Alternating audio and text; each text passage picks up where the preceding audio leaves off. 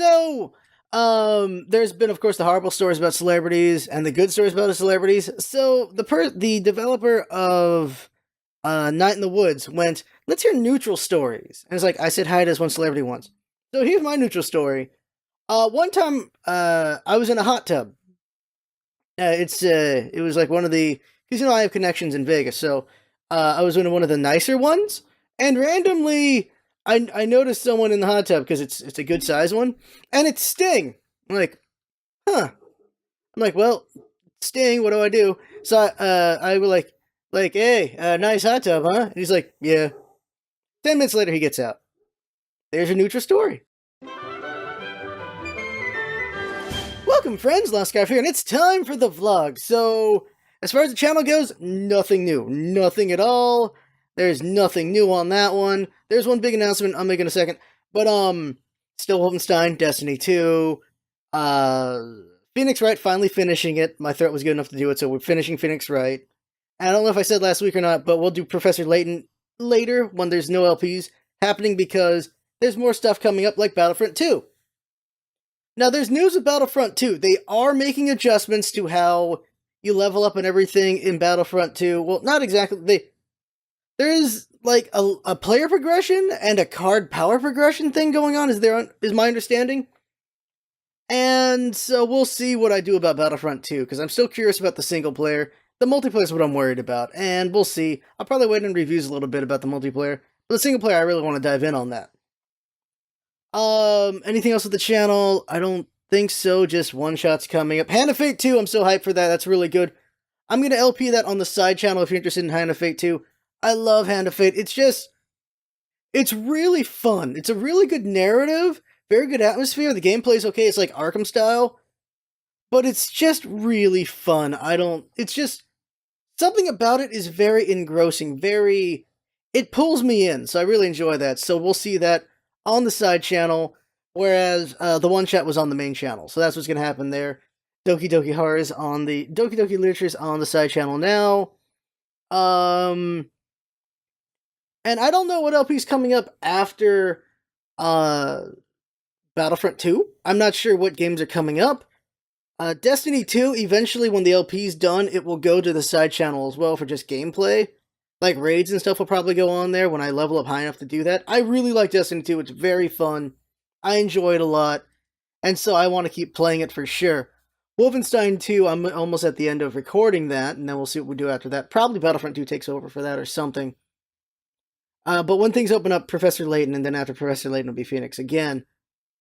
What else channel related? I think that's it. Oh, the big announcement. Giveaways. So I'm starting to experiment with Gleam.io, and I'm trying to figure out how that all works. Right now I'm making a couple mistakes in it, but you're going to see random giveaways the next couple days or even weeks as I try to figure it out, because I want to hammer it down for like December. I want to do 2 different versions of the December giveaways.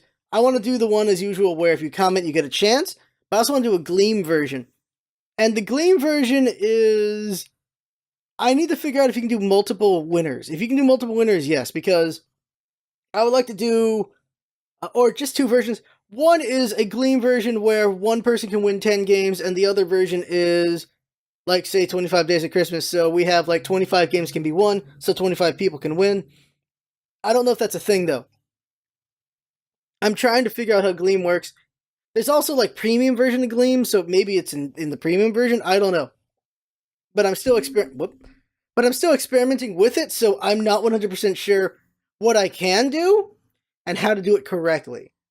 But the usual things you'll see for the Gleams is going to be, you sub for entries, you sub to the channels for entries, you sub to the Twitters for entries, you're going to retweet the Gleam thing for an entry. If anyone knows, if you're already subbed to something, do you not get more entries? Or do you automatically get entries if you're already subbed? Is that a thing? Because I don't want to, of course, have it screw over people who've been fans for years, you know? So I need to figure that out, and just things like that. If it does screw you over if you're already a sub, then I'll have to find other things that can be done so that you can overcome that and still get a lot of entries as well. Because I want everyone to have a lot of chances here. But I really need to figure out if you can do multi-winners. Because if you can do multi-winners, then I'd love to do like just a big, like here's a bajillion chances at a bajillion things. Like, because yeah, 10 people win a game each. That'd be a cool way to do it. One person wins 10 games is another way to do it. If I could do like 25 winners, just things like that. Because something I want to do is if I find an indie game I really, really like and it's like a $10 game and I get it early, like here's where the stars have to line. If I get the game early, if I really, really like it, I want to contact the developer directly and buy like 10 copies of it. It's like a $10 game or something like that. So for $100, I buy 10 copies for a game I really like, and on launch day of the game, I go like, hey, here's a giveaway, 24-hour giveaway for this game. 10 people can win it. There you go. And it'd be a thing for, it'd be getting them press, it'd be getting me press, it'd be good for everybody. That's my thoughts on that.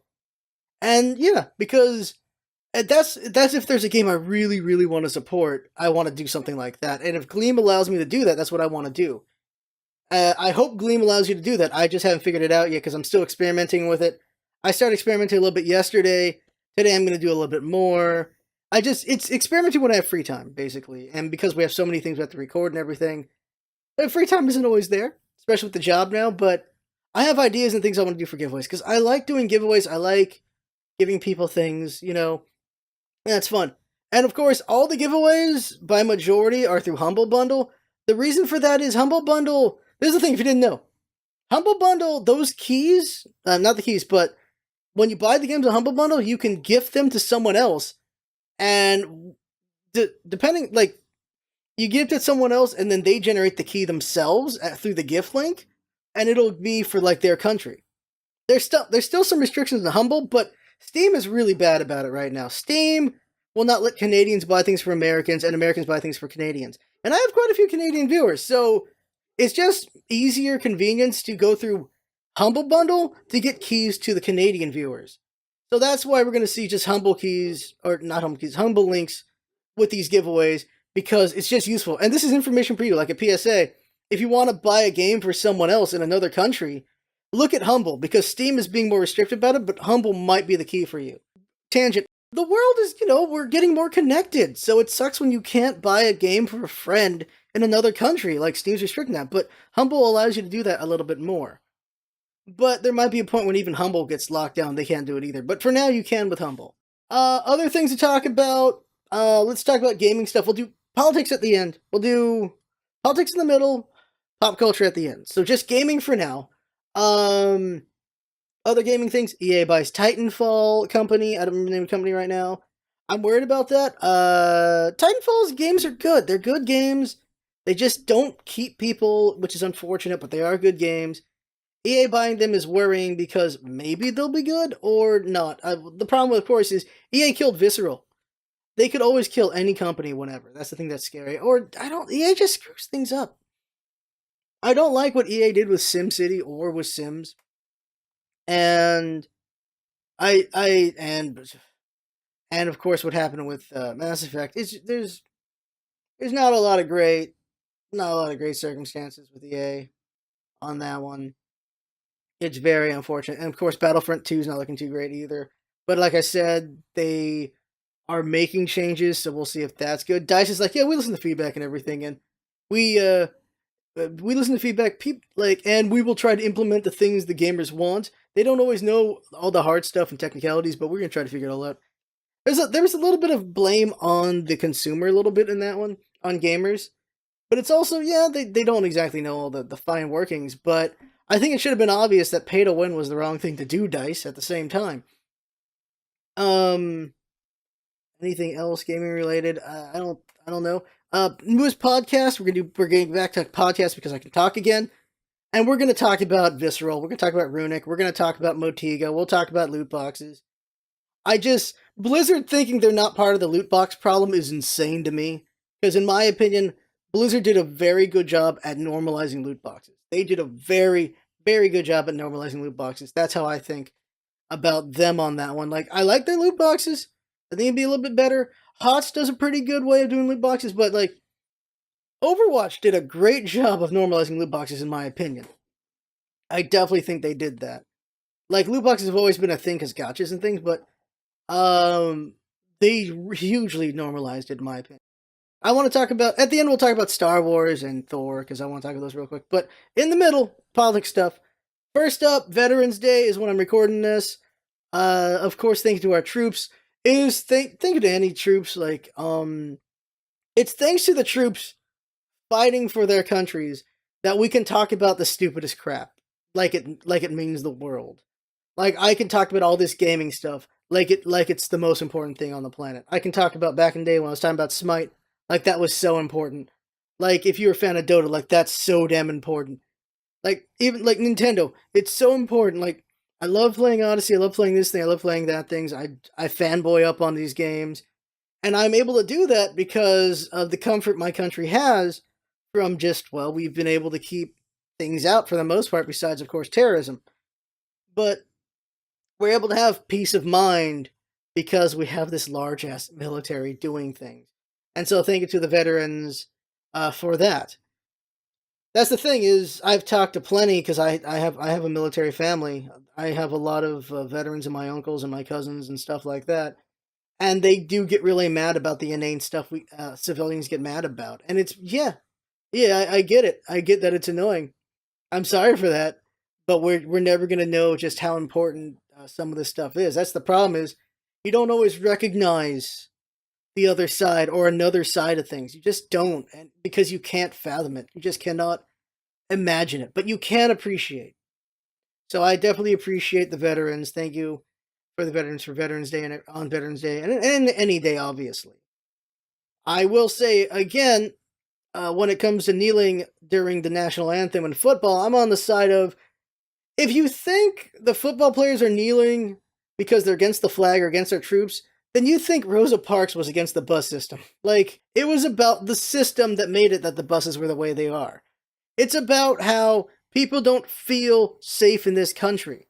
It's how people just feel like they're not being represented in this country. It's not about the veterans. It's about the ideal of America and how it is not being the ideal it should be for some citizens of this country. That is what the kneeling's about. To make it about the veterans and to make it about the flag itself and the anthem is just such a smokescreen and a way to change the narrative, which is very frustrating for the people who want actual change. It's very frustrating. And it's obvious, like, who is against, okay, there are people who are against the troops, but who, like, what?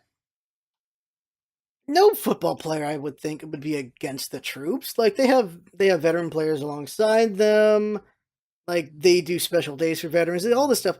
I don't know. Like, there's certain people who are against the military. These are people who are more, they're against military as an idea in general anyway, and stuff like that. Like, it's not like just only crazy people are against the military. I get that. One of my professors, every time a military helicopter went by, he'd flip them off. Same thing for jets, because we have military bases here. And he's like, yeah, that it is right to do that. Do that. Like, okay. But I don't hate the military. Like, I don't hate cops. I am scared of cops because I'm not white, but I'm Asian, but I also look Mexican too, so it depends on who's looking at me, whether or not I'm a minority to pull over or not, which is annoying. But I'm scared of cops because I'm a minority. I have family who are cops, but still, they're not the ones who are gonna look at me when I'm driving, so that's the thing. Um, I just want to say I freaking hate that that American flag with the blue stripe through it, where it's like gray and there's a blue stripe. Don't take the American flag. Don't, no. Make your own damn flag. Blue Lives Matter. Make your own goddamn flag. What the hell is that about? Not a fan of that at all. Like, don't take the American flag and do that. Yeah, you're not one of the stars and stripes. You're not one of that. Don't do that. Make your own damn flag. It should just be the American flag is the American flag, and no one should be really trying to use it for any other means, in my opinion, of course. Random thing, I don't know if you can call it programming or what, but for me, the American flag is an extremely important symbol. There's a college class about iconography, and what the professor does is he takes the American flag and he does a bunch of horrible shit to it. Like he runs it through mud. He puts things on it I don't want to say. And then eventually he burns it, and it really it gets to some people. Like it gets to me. It's like it's just a flag, but it's more than just a flag. And uh and yeah, the American flag's just important. Like it's a symbol. It's like it's okay. Batman. Batman's a symbol. And the American flag's a symbol. We talk about how great symbols are, and they are. They're important. They can do things. They can motivate. They can do a lot of other emotions as well. And so, yeah. Where was I going with that? I don't know. Other thing, of course, all these sexual assault allegations. Oh my god, it's Louis C.K. Everyone knew about Louis C.K. for the longest time, but people were always hoping it wasn't true. And now it is what it is. Now George Takei is getting accused, which is crazy. And the thing is, it's like some of these are really old cases. You got the Roy Moore thing going on here. If you don't know about Roy Moore, it's 40 years ago. This politician, he I think he kissed a 14-year-old girl, and I believe they're saying he forced himself on her and everything. It's a 40-year-old case, and it's people defending pedophilia, and it's like no, don't, no. It's so weird how people are defending it. It's like, the thing is, it should be more about, is this true or not? Instead, it's like, yeah, it's true, probably, and who cares? It's like, what? It kind of matters. It's always been, it's not just celebrities, it's not just politicians, it has always been people of power. By majority, it is men in power, and this is because of just the power difference when it comes to the US. And there is potential that anyone in power could do this kind of thing, male or female, but by majority it is male because men have always been the power structure for the most. And so we on occasion see politicians do this. We see on occasion, well, now it's really coming out with celebrities having these problems here, these allegations. And it's like, you see the right throwing it at the left about how you're celebrities and all this stuff. You see the left throwing it at the right about their politicians. There's a very different thing about this. Celebrities aren't politicians. Politicians are politicians. Kind of important that none of them be horrible. But these are different groups. This is the dumb thing about when people were talking about draining the swamp. Like, look, Trump's draining the swamp. It's like, what are you talking about? Well, they're like, well, Bill O'Reilly's gone, Roger Ailes is gone. Like, those are not the swamp. Those aren't politicians. Those are news things. Like, that's not draining the swamp. That's not draining the swamp at all. What kind of mental gymnastics are you trying to pull here? Now, going on to mental gymnastics, something very frustrating I find is you gotta be better when you're criticizing and going after something. The right takes a lot of things out of context from the left, and is very frustrating, and the left has to put in facts to explain that. The problem is the left does the same thing. There are people on the left who will take something out of context, blow it up, and it's like, oh, that's actually not correct.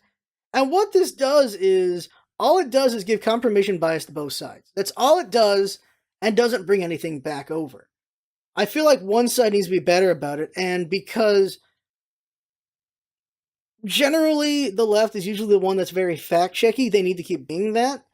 But there are plenty of things to hit Trump on. There's plenty of things to hit the right on that are legitimate. They don't have to take out of context. So it's really weird when they take things out of context because they don't have to. But the problem is there are plenty of people on either side who don't care about the truth. They care about the narrative they can create. And it's extremely frustrating.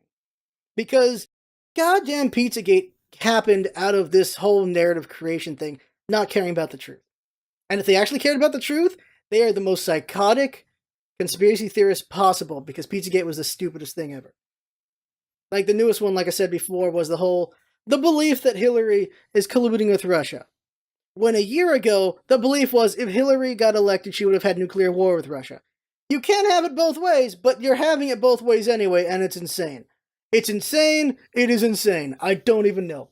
This isn't even the one I want to talk at length about. The one I want to talk at length about is the church shooting, which is horrible. Here's the thing about the church shooting. We finally got someone shooting at the shooter. We finally got that. We finally got that scenario the NRA has wanted for goddamn years. We finally got the scenario, and so people are just using that as proof that if you arm more people, this would be stopped. No.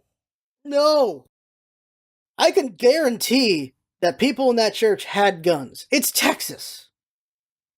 I can guarantee you that. I can guarantee it. But what do you do if you're getting shot at? If you get caught off guard, you're not going to whip out your gun and shoot at the shooter. No, you're going for cover. You're hitting the floor. You're running away. You're trying to get out of that bad situation. If you could normalize after that point, you can maybe go after the shooter. But who was shooting at the shooter? It wasn't someone in the church. It was someone from the outside. It was a neighbor of the church from the outside seeing the situation, shooting at the shooter. And then another person driving by who sees the situation, drives with the neighbor, and they chase after this guy. This is outside in. Now here's the thing. Thanks to these men, thank you to them, they stopped this guy from being able to kill more people. So what arming more people does is it helps slow down the symptoms. What it does is it helps prevent this from being a bigger massacre.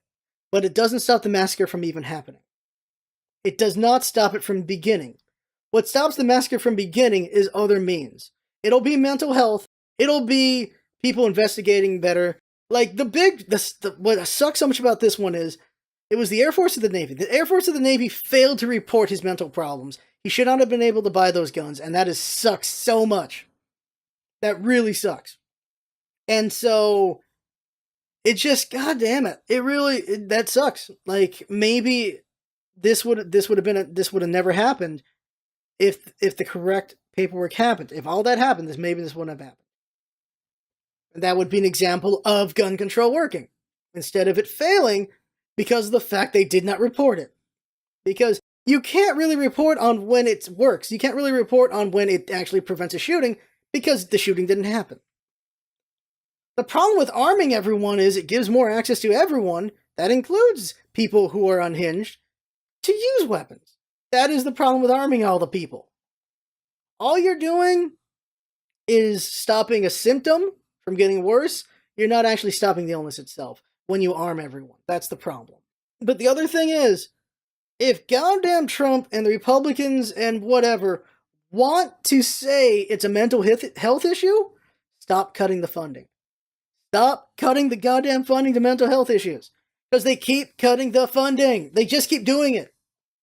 There's it's frustrating, is what it is. It's really frustrating for them to keep saying it's a mental health issue and they keep cutting the budget for mental health.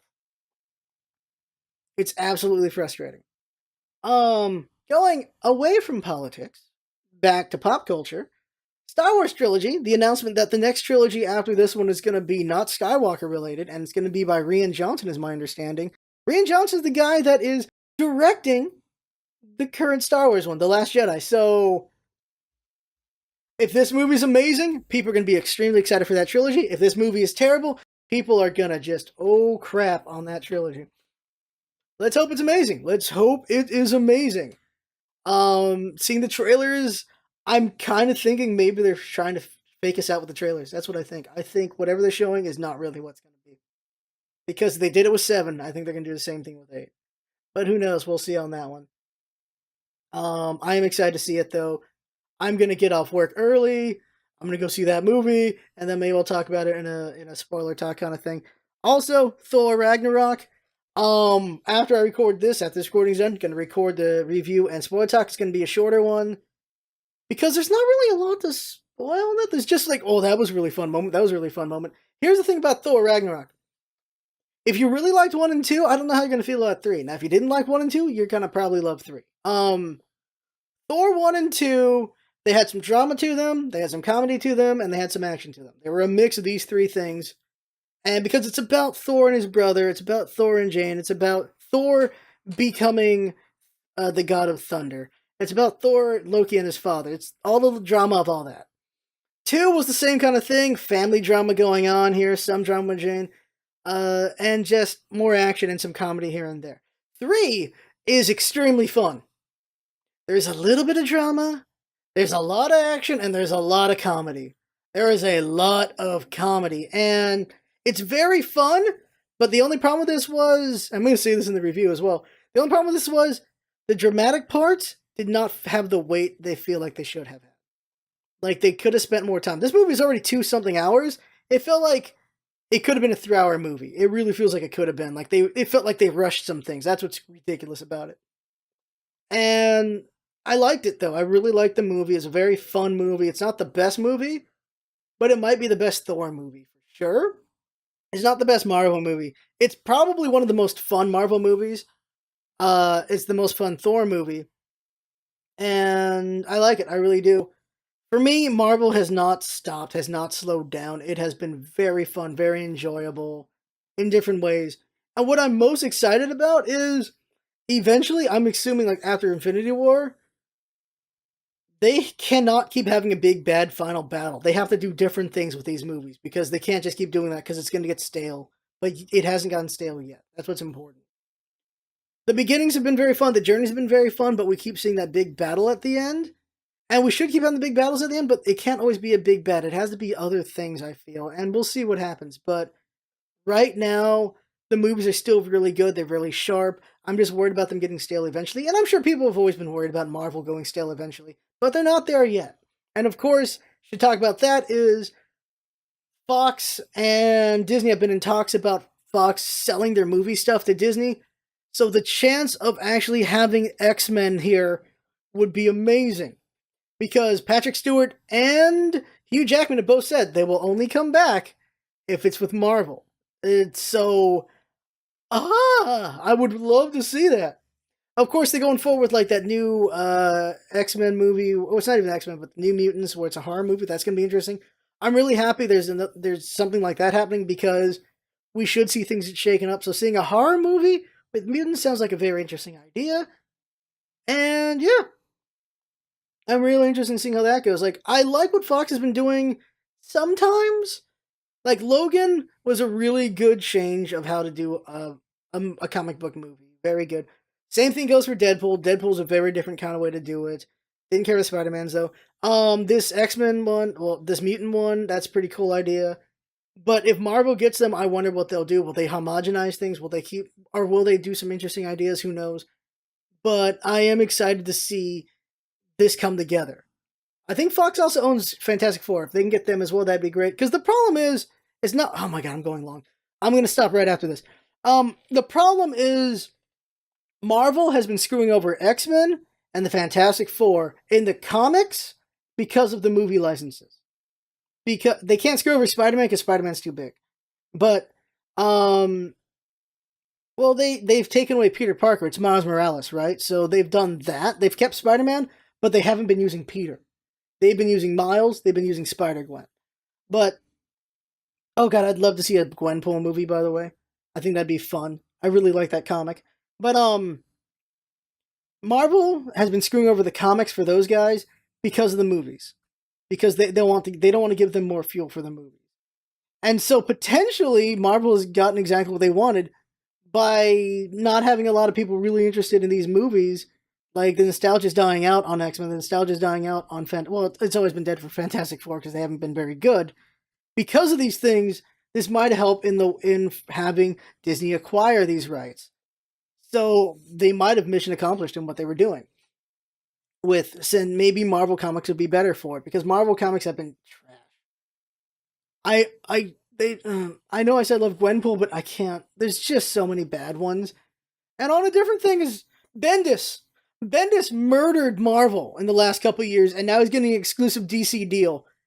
I don't know what to say. It feels really shady. It feels like he went into Marvel, effed them up, and DC's rewarding him for it. That's what it feels like. Because that's exactly what it is.